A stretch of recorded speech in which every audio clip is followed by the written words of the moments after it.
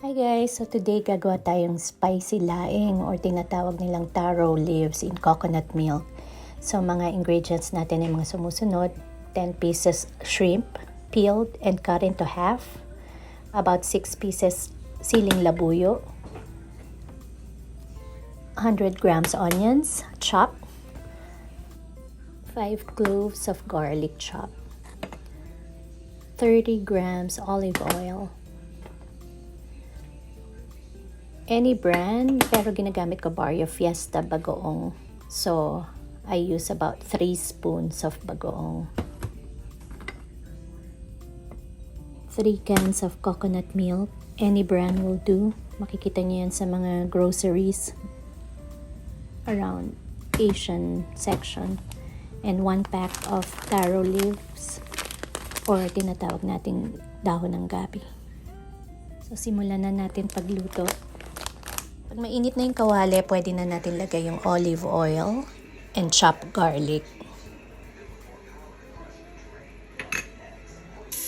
So, hantayin natin hanggat mag-brown yung garlic. Sabi nila, the more mas brown yung garlic, mas malasa sa food. Ayan, medyo brown na. So, pwede na natin isunod yung sibuyas. And then, yung hipon. Itayin natin yung hipon hanggat mag-color orange. So, maybe about 2 to 3 minutes. And then, pwede na natin ilagay yung bagoong. Next, yung sili.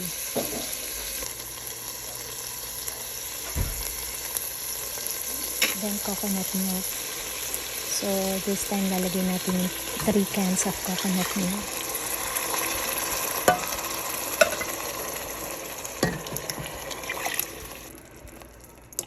Then, hantayin natin hanggang kumulo yung gata. Siguro about 8 minutes. Then, yung isang balot ng taro leaves. Isa lang yung gagamitin natin in every 3 cans of coconut milk. Kuluan lang natin siya na about 6 to 7 minutes. Ayan, mukhang luto na yung laing natin. Pwede na natin i-off yung stove. And ready to be served na yung laing natin. Thank you for watching, guys. I hope you will enjoy our laing today. Please don't forget to subscribe.